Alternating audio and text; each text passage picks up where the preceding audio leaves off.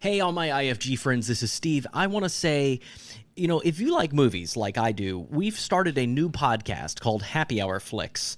You can find it anywhere podcasts are found. It's all about nostalgic movies that we love, and we bring on special guests each episode, and we also have specialty cocktails made for each one, too. So it really is an hour of a good time talking about movies that we love, like Gremlins, Seven, Free Willy. We talk about The Last Starfighter also. I mean, we kind of run the gamut across all the decades and really have a great time. So wanted to invite you to come over and join us. That's Happy Hour Flicks, anywhere podcasts are found. This is the Independent Filmmaker's Guide from Framework Productions. Framework Productions.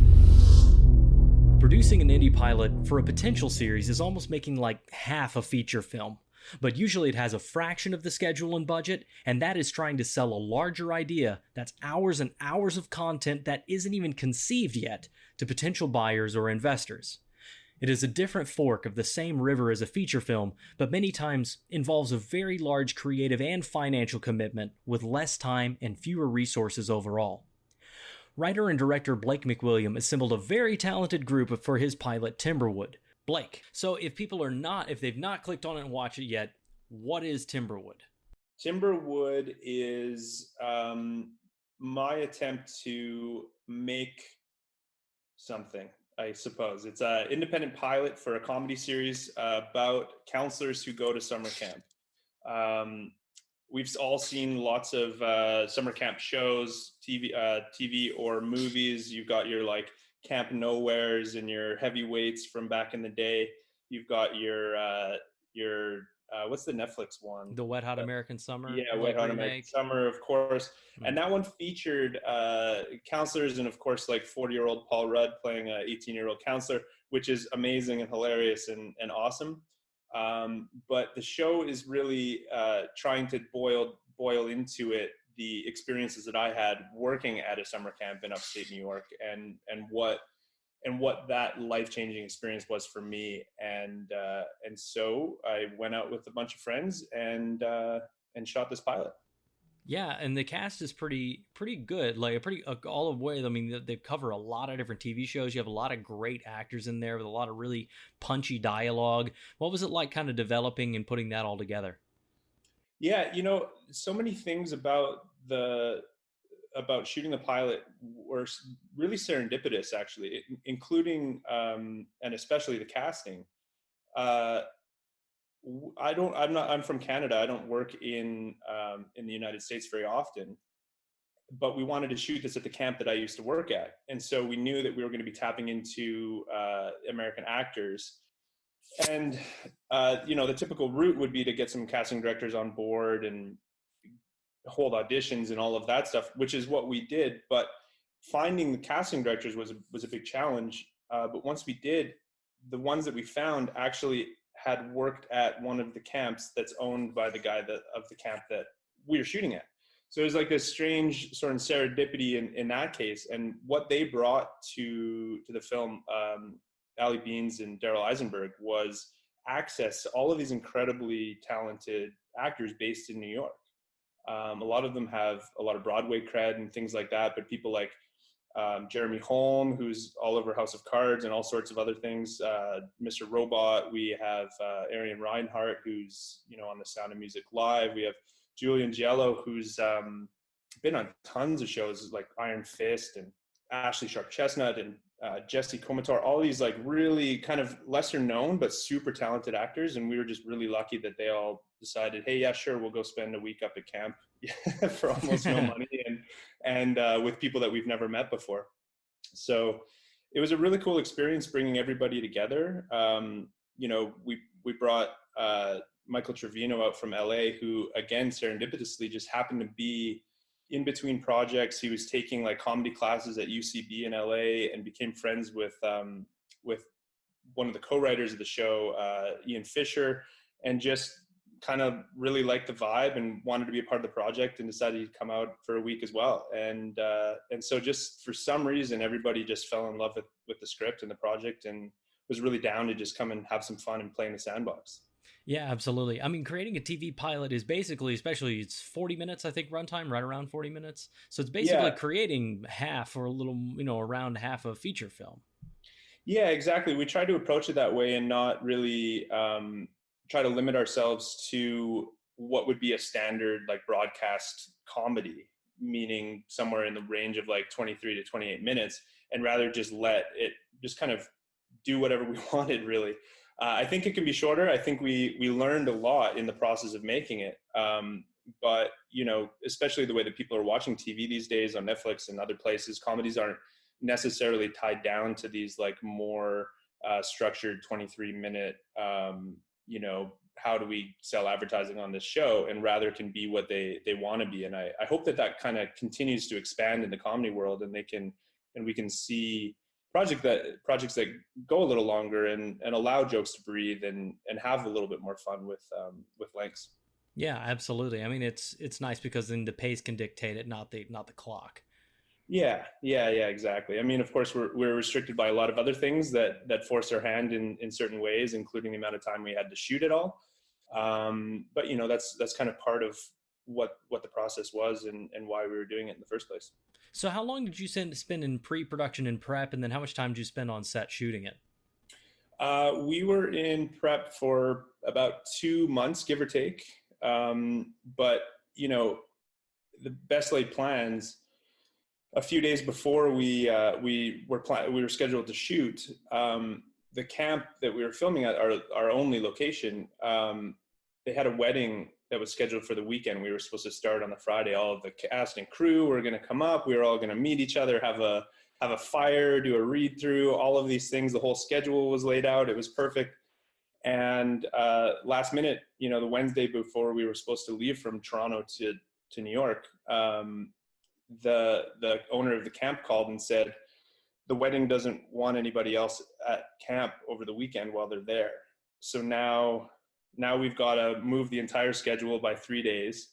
I'm paying for this whole thing out of pocket just as a labor of love. And now I've got to find a place to house and feed, 35 cast and crew that are coming from all over the country, or countries, I guess, in upstate New York, middle of nowhere. How am I going to do this? And so, all of that 2 months of pre-production was wonderful, but it also just got thrown out the window as soon as that happened.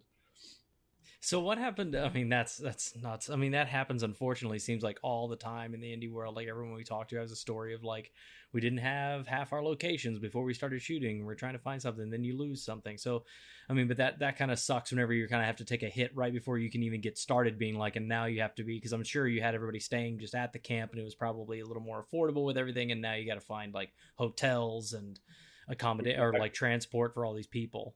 Exactly. And, what it ended up being was a bunch of Airbnbs. There's like a ski resort town nearby, and they happen to have a bunch of Airbnbs that happen to have, 5 or 6 bedrooms in them. So we could actually like load them up. And, the night before we were supposed to start shooting, it ended up me running up and down stairs in this Airbnb that had 2 kitchens, cooking food for everybody, cooking dinner for everyone as everyone was getting to know each other and having the fire that we had planned. And it ended up being this really amazing bonding experience, which is what I had hoped to establish by all staying up at camp and trying to kind of live the life of the characters that we're trying to tell the story of. So we still were able to embrace some of that, but every indie filmmaker has stories like this where it's just like you're doing everything. Oh yeah, absolutely. You're even the cook in this one. I don't think most people end up getting to be the cook. Yeah, the cook, the driver, the everything. Yeah, I mean, not without help, of course. There's a whole team around and friends, and everybody's all hands on deck. But that doesn't reduce the stress that much. Yeah, I'd say in that particular scenario, I think you can see it in the product too, because it does feel like these people know each other and they've been. That sounds like a camp scenario, like where it is kind of everybody in one couple of big rooms around a fire and kind of eclectic. Yeah, exactly. I mean, that's what I was hoping for going in. I mean, I worked at this camp, and walking around the camp again for the first time in like 15 years brought back all of these feelings and nostalgia in myself. But that's exactly the feeling that I was trying to capture with the show and intend to capture with the show. And at the end, after we had finished shooting and everybody had been living up at camp together for the week and eating together and sleeping together, well, not sleeping together, but you know what I mean. And maybe not in the first week. If you guys had stayed there a little bit longer, we stayed one more week. We all know summer camp. But everybody's living in these bunks. Everybody's eating up at the dining hall, eating craft, mac and cheese and all of those things. And after we finished shooting, we had your typical wrap party, and the next morning everybody's heading home and we're packing into vans and all of those things. And people were crying. People were experiencing that kind of sense of, I don't want to leave, the same way that I did and other counselors do and other campers do at the end of the summer camp. So in a week, I really feel like we achieved kind of capturing and creating that same feeling. And so regardless of the end product, I feel like it really achieved what I was trying to do with the actors, at least as a director, is to create that experience for them and to have them embody it. And I think that they did. So unlike a independent feature film where you kind of write one script, you shoot one script, you distribute one script, developing a pilot more or less in this scenario, you're trying to sell an idea, a world, a character, or a group of characters for a longer duration. What prep were you doing in addition to that pilot? Like, were you making a Bible and a treatment that you were preparing to pitch with? Yeah. The original intention with the show, with Timberwood in general, and this is a result of where I'm from, meaning I'm not plugged into the typical Hollywood system in any way, even in the independent world. So there's no managers, there's no agents, there's no, reps that are trying to open doors at Netflix or wherever.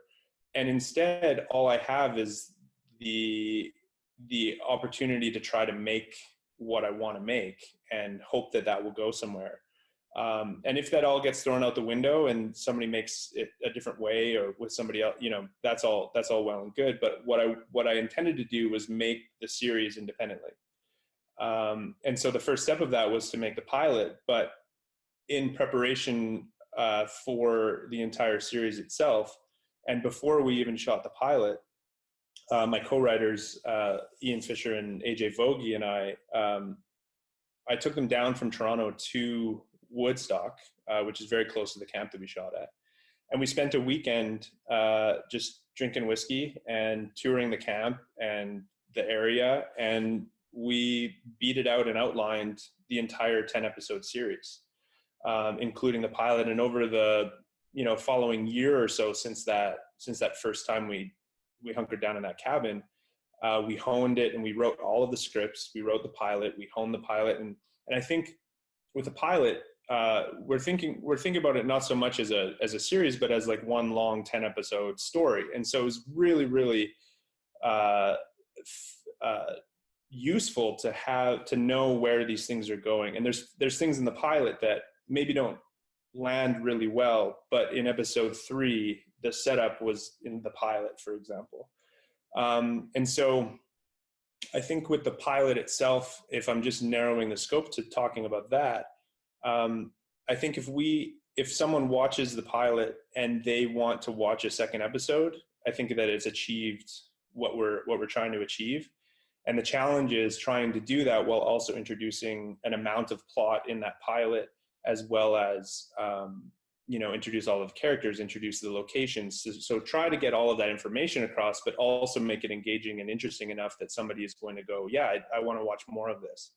And in that way, I think it's a different challenge than a feature film. It's almost like trying to do the first 20 minutes of a feature film, but on its own, which is I don't know. I think I don't know where to go from there other than that was the challenge, and I hope that we succeeded.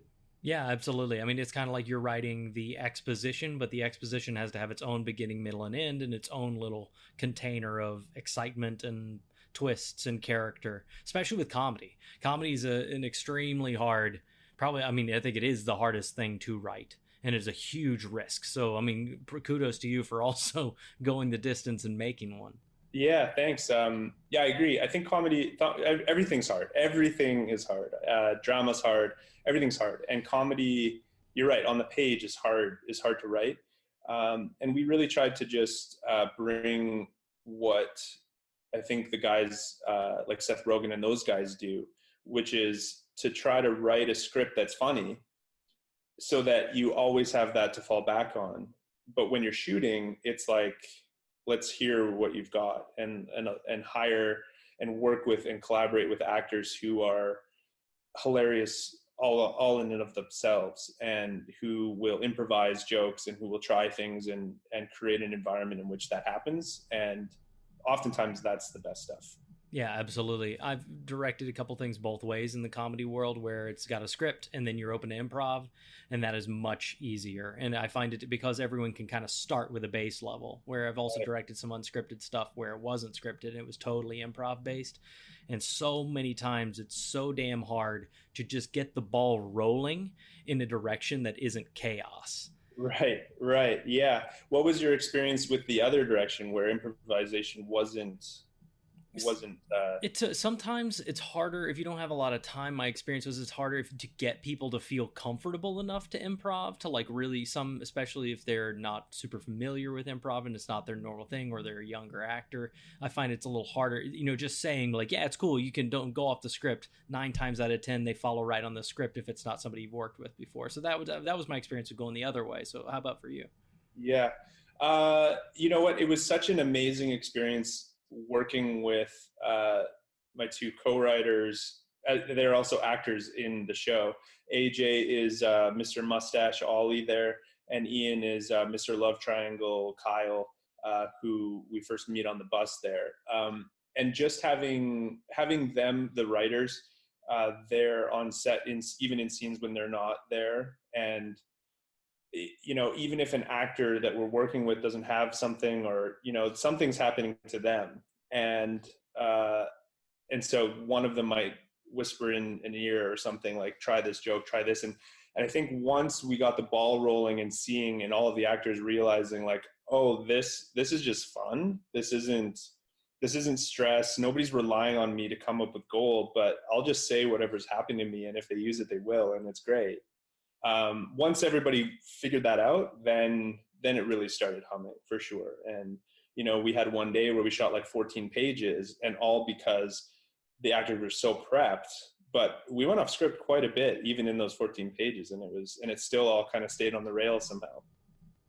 How about shooting stylistically comedy? Because there is a thing to it. There's a trick, you know what I mean? There's like, it's not quite like drama where you're kind of going wide over, close up. Comedy has a pace, and usually it doesn't happen in a single shot. Yeah, that's right. We did on this, we did shoot with 2 cameras just for that reason, partly because we shot it in 4 and a bit days, which is really, really fast. So to try to get as much as we could, we shot with 2 cameras, and that allowed us to, capture what the actors were doing, even if it was like off camera. So if we were doing 2 close-ups, we've got both of them, and you can use the joke or you cannot use a joke, but at least you have both of them.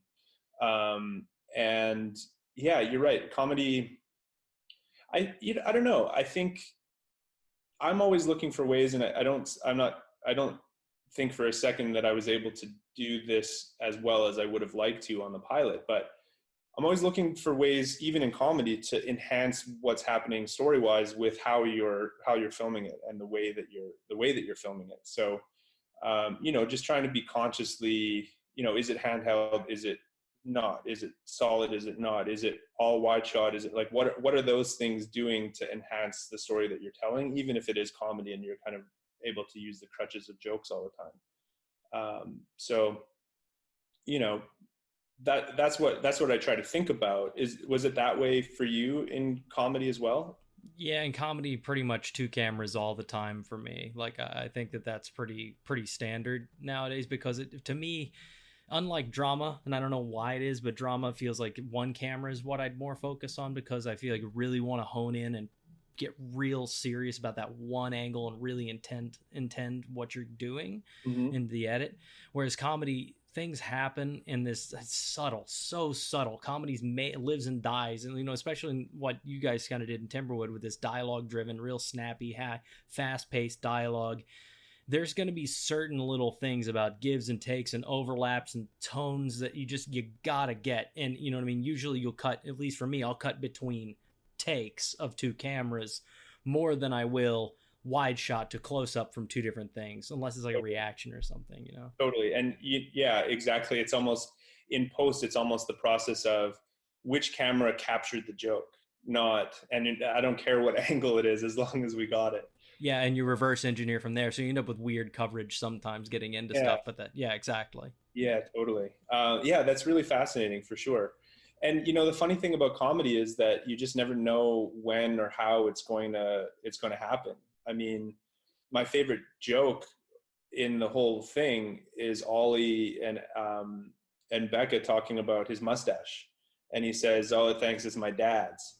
Mm-hmm. And that's a joke that AJ came up with literally on the van ride down to camp. Like we're on our way, we're leaving Toronto, and he's like, he just showed up with a mustache, and he's like, I have a joke.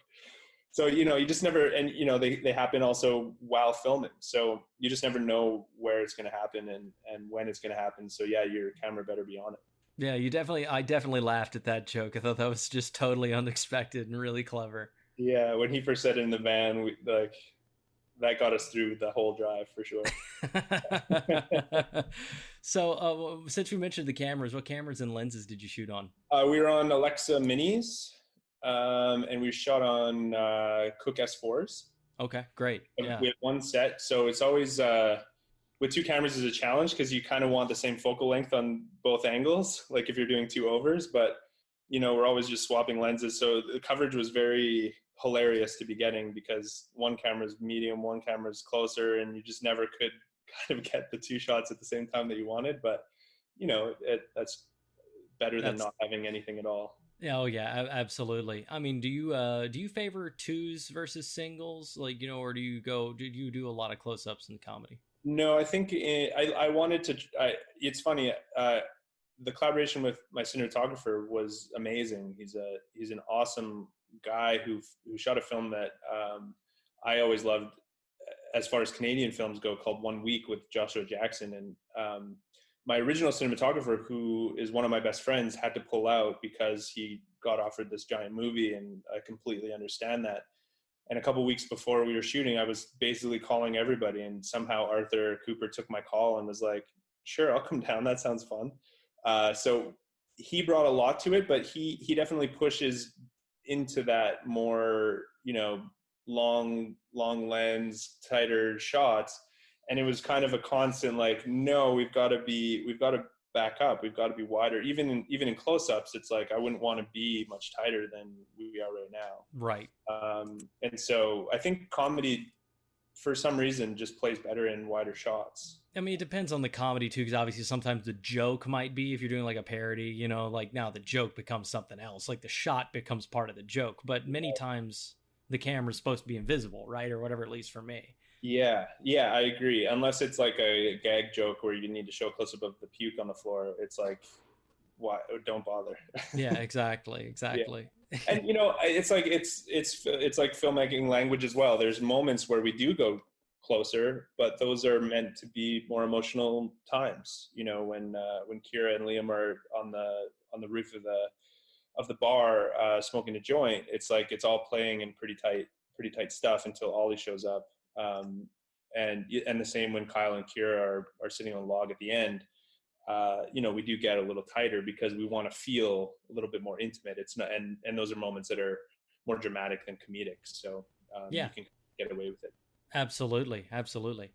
So what about your rehearsal process? Like, I mean, it sounds like you had like a read through with everybody kind of just at the camp and kind of getting everybody on the same page, but how would you approach when you're actually going to put a scene up and stage it? Yeah.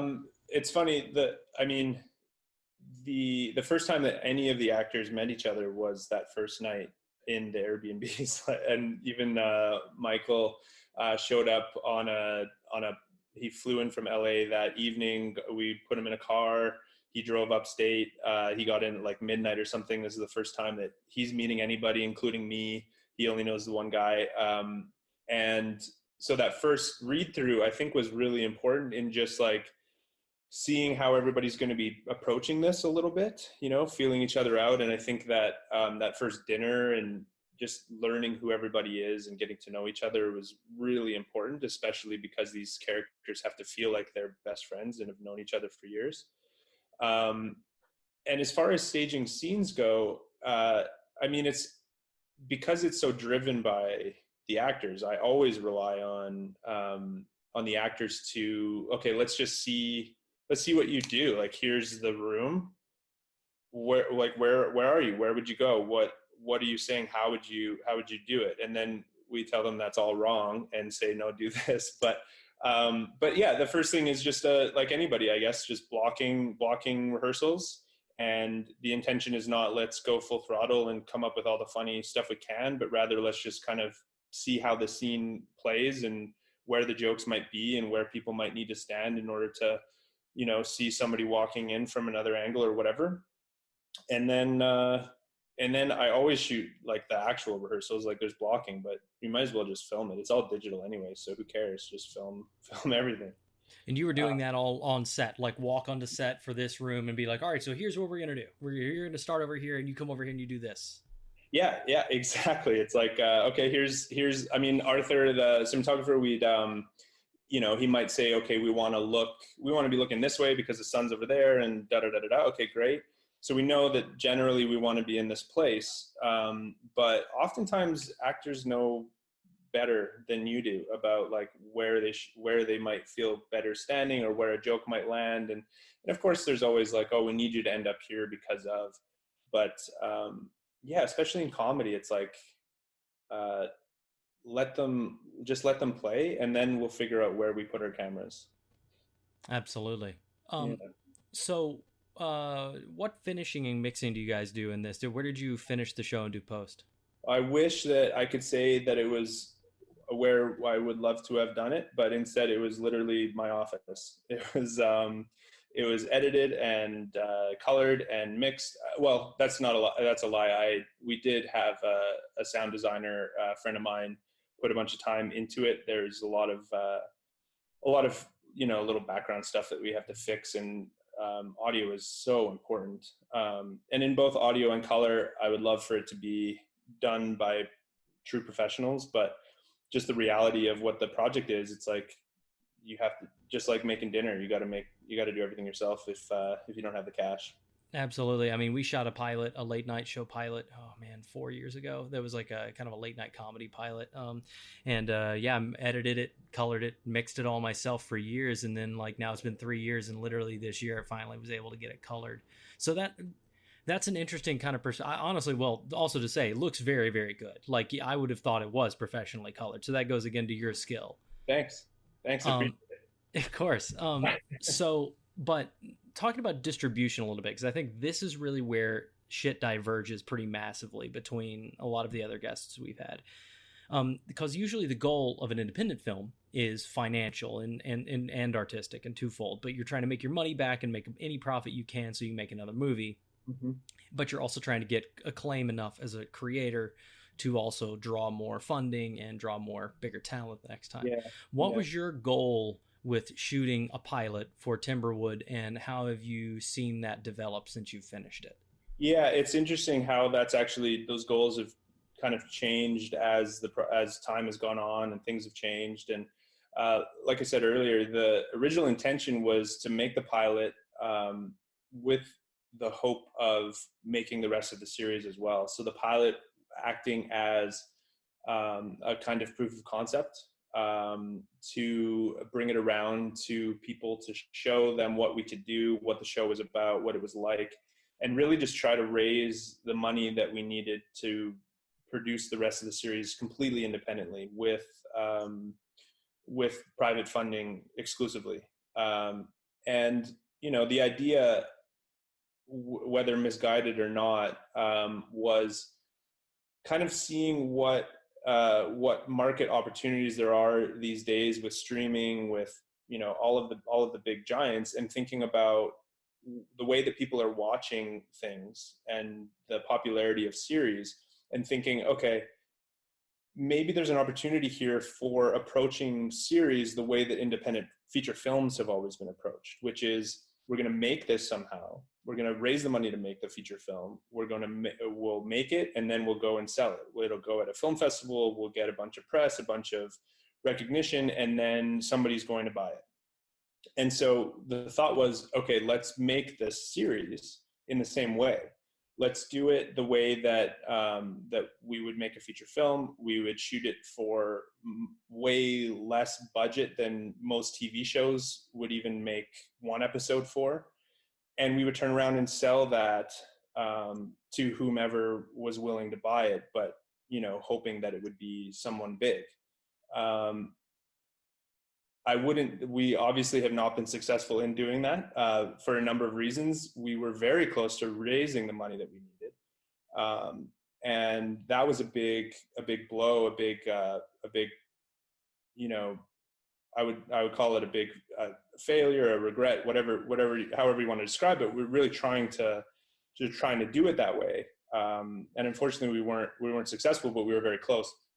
So once that kind of came off the table, and I'm not saying that we have stopped trying, but once that failure sort of solidified, we began to think about ways that we might be able to try to approach it in a more traditional way. So trying to bring it to industry and trying to, you know, use it not so much as this is the show that we want to make, but here's an example of how the show is, use it as a proof of concept, and sell the show, and try to get somebody to come on as a producer or as a studio and go about it that way, which we're still in the midst of doing, and we haven't figured it out. The challenge for us is that we're in small town Canada, and so you know, the networks and connections and opportunities are very limited for us, and it's been a growing process and a learning process, and we're still on that path. Absolutely. I mean, that echoes a lot of what we experienced kind of with the late night show that we did. And I can tell you one other thing that I wonder if you've ever gotten this too, because I feel like with a feature film, people like it or they dislike it. They have things they don't like about it or things they don't. I feel like showing the people the pilot, especially industry people, 9 times out of 10, what people wanted to do was change with what we like, give notes on what we were doing as if we were creating it in the future. And most of the times that was without any context of what we were already saying we were going to change. Right. Yeah. There is a, you know, I don't know any development executives personally, but you hear stories about how they're making decisions or notes on, you know, what's the famous one Aaron Sorkin has with the pilot of The West Wing, and the notes that he was receiving were at the end, let's have all of our characters actually show up on a boat and save these like Cuban refugees that are leaving Cuba. And it was like, it's so completely ridiculous. And yeah, you're right. I mean, you have to hope that whoever is interested in looking at it actually sees what you're intending it to be and the potential of it, I suppose. But oftentimes those two things don't align. I don't know. Yeah, that's a good question. I don't know. I don't have enough experience, I guess, in that realm to really understand. What was it? Were you receiving kind of weird notes like that on your pilot?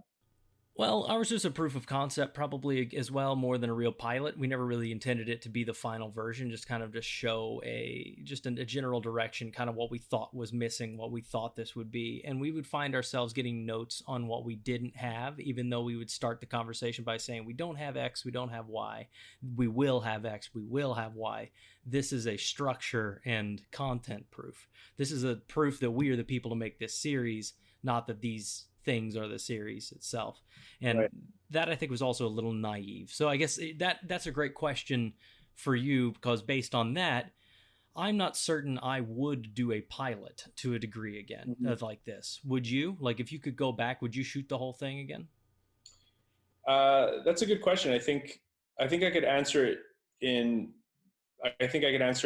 I could give you a yes answer. I could give you a no answer as well. I think because we were so close to raising the cash that we needed to make the whole series. I don't know that was a failure of the pilot itself, but rather just the circumstances of trying to raise money. And because we were so close, it's like, you know, I don't know that I could say we shouldn't have done it.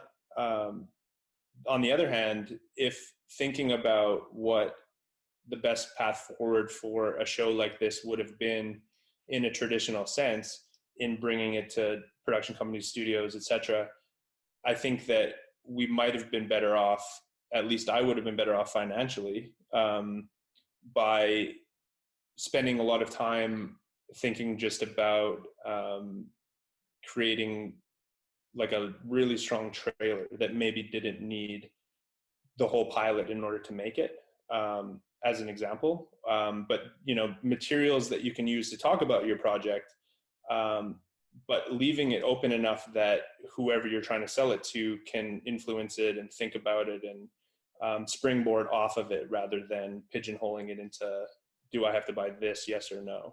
That's exactly what I have taken away from the experience, was that, you know, we kind of proved we could do it. I think we didn't think about enough whether we should do it. Mm-hmm. You know, and I think that going back, I would do exactly that too. I would do a really well thought out Bible. I would do a really strong treatment with a few episodes fully written. Yeah. And I would make a badass, like 5-minute, 3-minute trailer. Totally. And, you know, at the same time, you talked about independent feature films as having a number of possible reasons why you do it. One might be to sell it and make money. The other being trying to prove what you can do and to make a name for yourself. And I think that there's a lot of more intangible benefits to what I've done, at least for me personally as a director and as a producer, that maybe don't show up in terms of the success of this project, but have been invaluable in so many ways, both, you know, artistically growing, learning about all of this. Like, could I have learned this lesson had I not done it? And also projects that it's led to since, that probably wouldn't have happened had I not gone through this experience, even though they're completely unrelated. Completely. I've had the exact same experience. I mean, so to say that it is invaluable, absolutely not. Because I mean, or absolutely, it was in many different ways. Yeah, and in some ways, it's like a film school by doing, rather than, you know, going to an institution of some kind. Yeah, absolutely. So I don't know. I guess anyone that's listening that's thinking about, should I make this thing? You know, it's like, yeah, you should make your thing. You should think a lot about why you're making it and what the benefits of making it are. If your only intention is you're going to sell it to a studio, then you should probably rethink it. But if it's like, I want to be a director, and so I should direct things, and if that's the only way that you can direct something, then yeah, you probably should make it.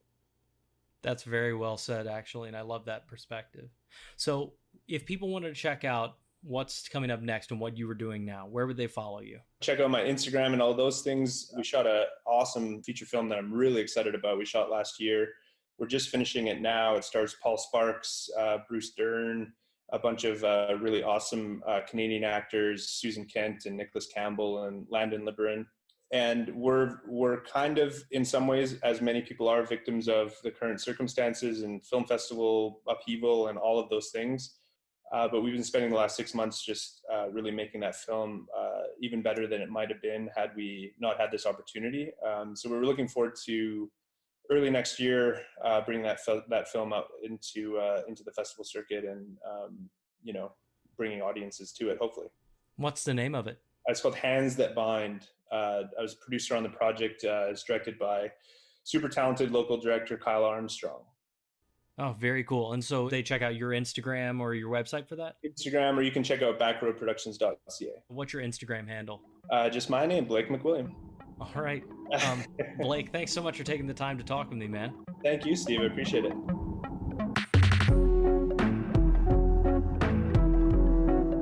That was a great talk with the director and creator of Timberwood. Yep. And, you know, making a pilot is so similar to making a feature film in many ways, but in some ways it's kind of the same pressure with a lot less resources.